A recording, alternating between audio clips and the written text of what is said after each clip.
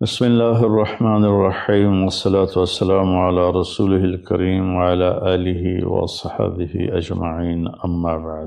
میرے محترم بھائیو، دوستو، بزرگوں، بچے بچیاں، 15 شعبان کے بارے میں تھوڑی سی بات کرنی تھی۔ اس رات کے مختلف نام علماء نے رکھے ہیں: شب برات، شب مغفرت، شب رحمت، شب برکت۔ حدیث پاک میں اس کا کوئی نام نہیں ہے۔ حدیث پاک میں ہے لیلۃ نصف من شعبان، آدھے شعبان والی رات، یعنی 15 شعبان کی رات۔ اس میں صرف یہ الفاظ ہیں۔ یہ نام بعد کے علماء نے رکھے، چونکہ اس میں مغفرت ہوتی ہے تو اس کا نام شب مغفرت، اس میں جہنم سے خلاصی ہوتی ہے تو شب براءت، اس میں برکات کا نزول ہوتا ہے تو شب مبارک، اس میں اللہ کی رحمت کا نزول ہوتا ہے تو شب رحمت۔ لیکن لیلۃ نصف من شعبان اس کا نام حدیث پاک میں آتا ہے۔ اس کے بارے میں امت میں دو طبقے ہیں، دونوں انتہا پر ہیں، جو نامناسب ہے۔ ایک طبقہ ہے جو بالکل اس کی نفی کرتا ہے، رد کرتا ہے اور اس میں شدت اختیار کرتا ہے۔ اختلاف کا اصول ہے کہ اپنی بات پیش کرو، دوسرے کو عزت دو، لیکن اپنی بات پیش کرتے ہوئے روڈ ہو جانا، ریش ہو جانا اور دوسروں کی بےعزتی کرنا، یہ اللہ کو ناپسند ہے، یہ اللہ کی بارگاہ میں انتہائی ناپسند چیز ہے۔ تو اس کی بالکل نفی کرتے ہیں کہ کچھ بھی نہیں ہے۔ ایک طبقہ ہمارے ہاں ہے جنہوں نے کیا کچھ اس میں ڈال دیا ہے، یہ بھی بالکل غلط ہے، یہ بھی نہیں ہونا چاہیے۔ جو اعتدال کی بات ہے میں آپ کے سامنے پیش کر دیتا ہوں۔ اللہ کے فضل و کرم سے یہ اعتدال والی ہے، یعنی نہ شدت ہے نہ وہ بدعت ہے، درمیان کی چیز ہے۔ امید ہے صحیح ہوگی۔ اس رات کی فضیلت کو 10 صحابہ نے روایت کیا ہے، جس سے ابو بکر رضی اللہ عنہ بھی ہیں، حضرت عائشہ رضی اللہ تعالیٰ عنہا بھی ہیں، لیکن یہ ساری حدیثیں ضعیف ہیں۔ ضعیف حدیث سے کوئی حکم ثابت نہیں ہوتا۔ لیکن ابن العثیمین رحمۃ اللہ علیہ چند سال پہلے سعودیہ کے بہت بڑے محدث بھی تھے، مفسر بھی تھے، فقیہ بھی تھے اور بہت بڑے عالم تھے۔ انہوں نے لکھا ہے کہ 10 حدیثیں ضعیف جب اکٹھی ہو جاتی ہیں تو وہ حسن کا درجہ حاصل کر لیتی ہیں۔ حسن لغیر ایک ٹرم ہے محدثین کی کہ وہ قابل قبول ہو جاتی ہیں اور اس کو فضائل میں قبول سمجھا جاتا ہے، حجت سمجھا جاتا ہے۔ عمل کے ثبوت کے لیے، عبادت کے ثبوت کے لیے، عقیدہ کے ثبوت کے لیے صحیح حدیث کے بغیر کوئی حدیث بھی قبول نہیں ہے۔ تو اس لیے 10 حدیثوں ضعیف کا جمع ہو کر اس کی فضیلت کا بولنا اس کے اندر کچھ نہ کچھ رکھتا ہے۔ اور فضیلت جو اللہ کے نبی نے ارشاد فرمائی کہ 15 شعبان کی رات کو حضرت عائشہ فرماتی ہیں میں اٹھی تو آپ بستر پر نہیں تھے، تو میں ڈھونڈنے نکلی تو آپ جنت البقیع میں پہنچے ہوئے تھے۔ تو آپ نے دیکھ کر کہا عائشہ تو کیا سمجھتی ہے کہ اللہ اس کا رسول تمہارے ساتھ خیانت کریں گے؟ میں تو بقیع والوں کے لیے آیا تھا دعا کرنے۔ پھر آپ نے فرمایا آج کی رات وہ رات ہے جس میں اللہ تبارک و تعالی بنو کلب ایک قبیلہ ہے جن کے پاس بھیڑ بکریاں بہت زیادہ تھیں، کہا عائشہ جتنی بنو کلب کی بھیڑ بکریوں کے جسم پر بال ہیں ان بالوں کی تعداد کے برابر اللہ تعالیٰ اپنے بندوں کو مغفرت فرماتا ہے، جہنم سے خلاصی فرماتا ہے۔ اس پر شب برات اور شب مغفرت علماء نے اس کا نام رکھا، میرے نبی کی زبان سے یہ نام نہیں نکلا۔ تو اس کی یہ فضیلت ہے کہ اس میں اللہ تعالیٰ کی طرف سے بخشش کا نزول ہوتا ہے۔ باقی یہ جو کہتے ہیں کہ اس میں فرشتہ اترتا ہے اور سارے سال کا بجٹ بتاتا ہے اور سارے سال کے واقعات، یہ کسی حدیث میں میری نظر سے نہیں گزرا۔ سورہ دخان میں فیہا یفرق کل امر حکیم کا جو آیت آتی ہے تو اس سے پہلے کی آیت شب برات کی نفی کرتی ہے انا انزلناہ فی لیلۃ مبارکۃ، کہ ہم نے اس سے مبارک رات میں اتارا قرآن پاک۔ تو قرآن پاک تو لیلۃ القدر میں اترا ہے، تو اگر کوئی کسی قسم کے اعلانات ہوتے ہیں تو وہ پھر شب قدر میں ہوتے ہیں، اس رات میں نہیں ہوتے۔ دوسرا یہ ہے کہ اس کے روزے اور بندگی کے بارے میں، شب قدر کی اللہ کے واسطے میری بات دھیان سے سنو، اللہ کی قسم کوئی خاص عبادت میرے نبی نے نہیں بتائی، لیلۃ القدر کی کوئی خاص عبادت میرے نبی نے نہیں فرمائی۔ حضرت عائشہ رضی اللہ عنہ نے پوچھا یا رسول اللہ اگر مجھے لیلۃ القدر نصیب ہو تو میں کیا کروں؟ کہا یہ دعا پڑھو، اللہم انک عفو تحب العفو فاعف عنی، اللہ تو معاف کرنے والا ہے، معافی کو پسند فرماتا ہے، مجھے معاف فرما۔ تو میرے نبی کی عبادت وہی 11 رکعت تہجد کے نوافل تھے، چاہے وہ شب قدر تھی، چاہے وہ شب برات تھی، چاہے وہ شب جمعہ تھی۔ تو اب اس کے نام پر لوگوں نے کیا کیا خرافہ، چونکہ ہم قرآن اور حدیث سے نہیں جڑے، کتابیں لکھی ہوئی ہیں، کس نے لکھی، اس کی سند کیا ہے، اس کی تمیز ہی کوئی نہیں ہے، تو وہ پھر بہت ہی زیادہ 4 رکعت پڑھو، پہلی رکعت میں یہ پڑھو، دوسری میں یہ پڑھو، تیسری میں یہ، چوتھی میں یہ سب بدعات ہیں، ان کا کوئی تعلق نہیں میرے نبی کے کسی بھی فرمان سے۔ میرے نبی نے صرف عبادت کا فرمایا ہے، عبادت، تو شب قدر میں بھی کوئی خاص عمل نہیں۔ اور دوسری بات یہ کہ اگر آپ نے عبادت کرنی ہے تو مسجد نہیں گھر، مسجد نہیں گھر، مسجد نہیں گھر۔ میرے نبی نفلی بندگی گھر میں ادا فرماتے تھے۔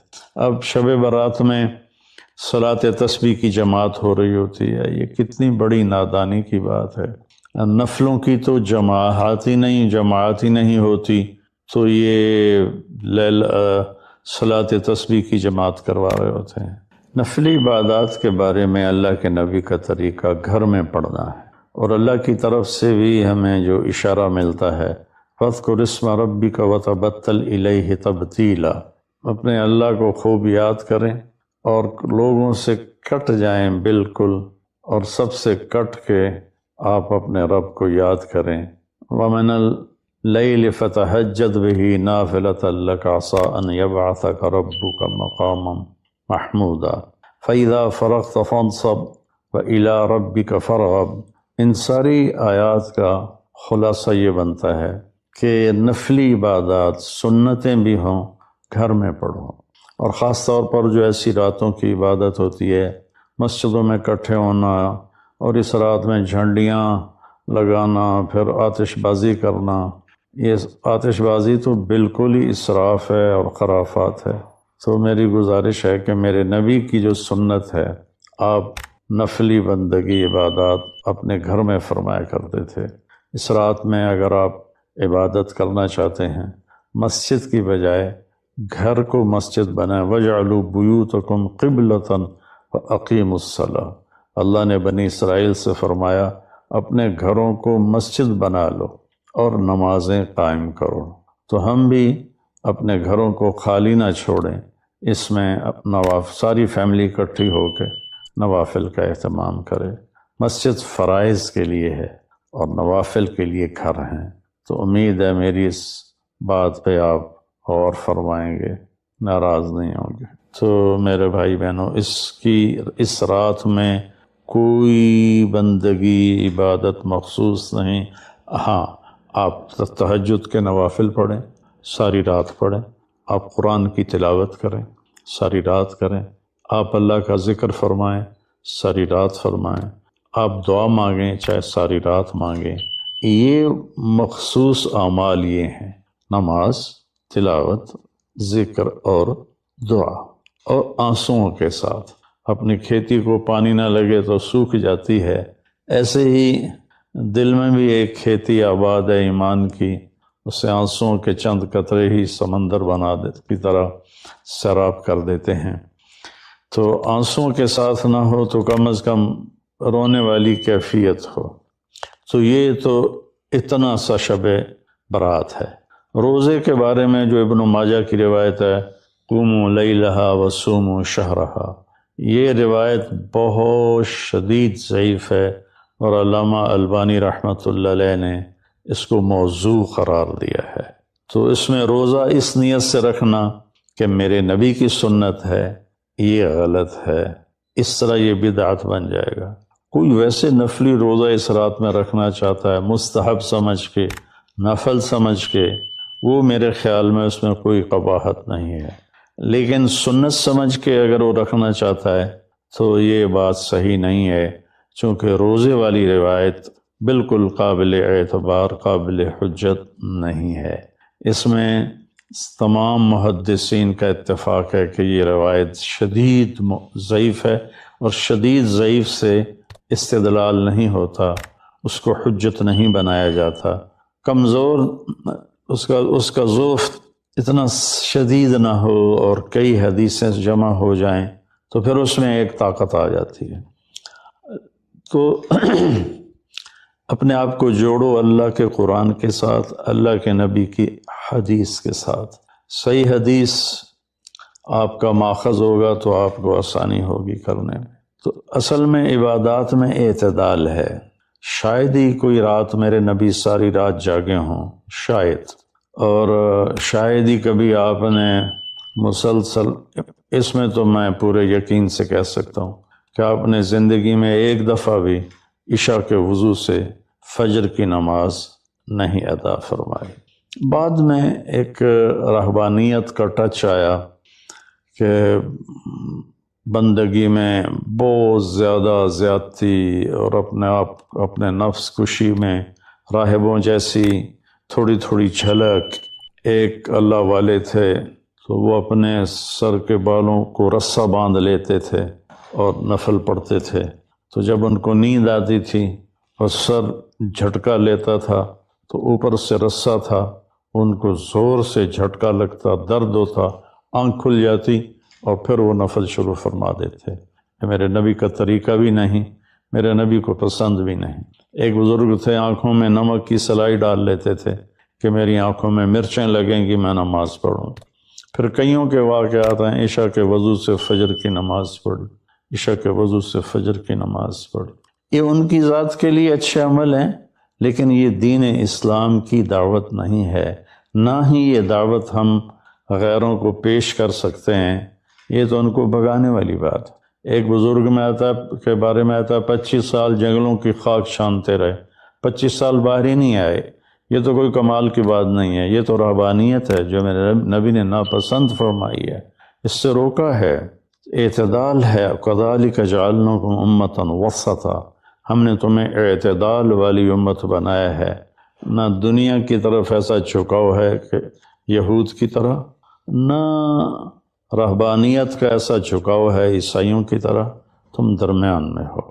میرے نبی پاک صلی اللہ علیہ وسلم کی زندگی پڑھو اللہ کے واسطے، اللہ کے واسطے۔ ہم اولیاء کرام کی کتابیں پڑھتے ہیں، وہ اکثر اس میں جھوٹے قصے ہیں، کیونکہ سند تو ہے کوئی نہیں۔ سند کے بغیر، سند کیا ہے؟ میں آپ سے بات کرتا ہوں تو آپ کہتے ہیں جی آپ نے کہاں سے سنا؟ میں کہتا ہوں وہ لالو ماچھی سے سنا ہے، تو کہ لو جی ودی کی ڈکالے ہو تو کوئی بندہ، یہ اس کو سند کہتے ہیں۔ بھئی آپ نے یہ کہاں سے بات سنی؟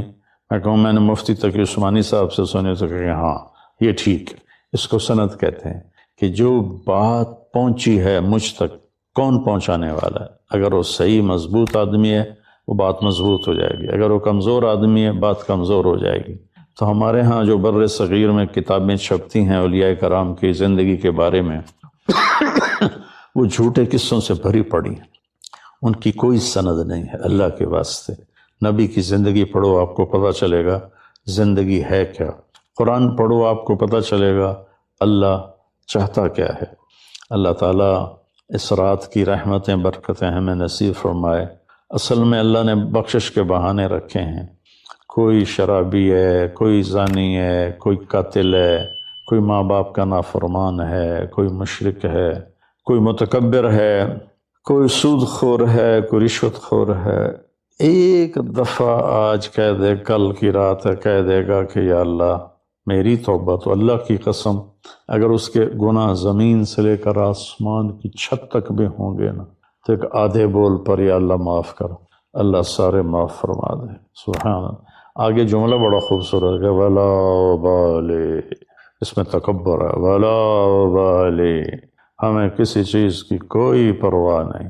تو کسی نافرمان کو حقیر نہ جانو اور کبھی اپنی نیکی پہ تکبر نہ کرو۔